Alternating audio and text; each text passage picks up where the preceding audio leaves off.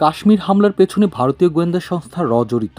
টেলিগ্রামে ফাঁস হওয়া এক গোপন নথির উদ্ধৃতি দিয়ে চাঞ্চল্যকর এই দাবি করেছে পাকিস্তানের বিভিন্ন সংবাদ মাধ্যম। তবে ওই নথিটি আসল কিনা তা স্বাধীনভাবে যাচাই করা সম্ভব হয়নি। টেলিগ্রামে ফাঁস হওয়া গোপন নথির বরাতে প্রকাশিত প্রতিবেদনগুলোতে বলা হয়েছে, পেহেলগামের ওই ঘটনাটিকে অমুসলিম জনগোষ্ঠীকে লক্ষ্য করে চালানো হামলা বলে প্রচার চালানোর সুস্পষ্ট নির্দেশ দেওয়া হয়েছিল। পাকিস্তানের সর্বাধিক প্রচারিত দৈনিক পাকিস্তান টাইমস এই খবর জানিয়েছে। এতে আরও দাবি করা হয়, পাকিস্তানি গোয়েন্দা সংস্থা আইএসআইকে জড়িয়ে প্রোপাগান্ডা ছড়াতে ভুয়া অ্যাকাউন্ট ব্যবহারের পরিকল্পনার কথা উল্লেখ রয়েছে ওই নথিতে। এদিকে দুই দেশের উত্তেজনার মধ্যে কাশ্মীরের নিয়ন্ত্রণ রেখায় পূর্ণমাত্রায় সামরিক মহড়া চালিয়েছে পাকিস্তানের সেনাবাহিনী। বৃহস্পতিবারের ওই মহড়ায় সাজোয়া যান ও অত্যাধুনিক রণসরঞ্জাম নিয়ে যুদ্ধ অনুশীলনে অংশ নেয় পাকিস্তানি সেনারা। চলমান উত্তেজনাময় পরিস্থিতিতে ভারতকে হুঁশিয়ারি বার্তা দিয়েছেন পাকিস্তানের সেনাপ্রধান জেনারেল আসিফ মুনির। তিনি জানান, ভারতের যে কোনো সামরিক দুঃসাহসের জবাব দেওয়া হবে শক্তভাবে। অন্যদিকে কাশ্মীরে হামলার ঘটনায় জড়িতদের প্রতি কড়া বার্তা দিয়েছেন ভারতের স্বরাষ্ট্রমন্ত্রী অমিত শাহ। তিনি বলেছেন, হামলার সঙ্গে যুক্ত সবাইকে খুঁজে বের করা হবে, ছাড় দেওয়া হবে না কাউকেই।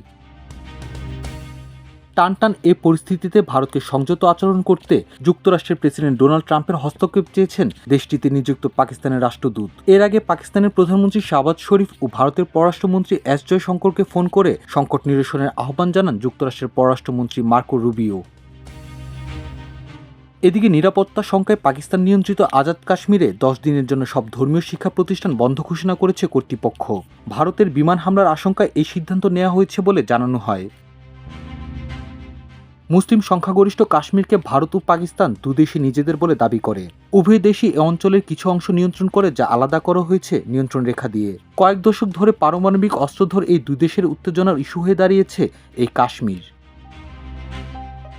বিশেষজ্ঞরা বলছেন, প্রচলিত সামরিক সংঘাতের সম্ভাবনা থাকলেও পারমাণবিক যুদ্ধের আশঙ্কা নেই। ভারতের পারমাণবিক অস্ত্রের ক্ষেত্রে প্রথমে ব্যবহার নয় নীতি রয়েছে। সেখানে পাকিস্তান বলেছে, তারা অস্তিত্বগত হুমকির সম্মুখীন হলে পারমাণবিক অস্ত্র ব্যবহার করবে। গ্রিফিথ বিশ্ববিদ্যালয়ের আন্তর্জাতিক সম্পর্কের অধ্যাপক ইয়ান হল বলেন, ধারণা করছি এবার আমরা নতুন কিছু দেখতে পাব।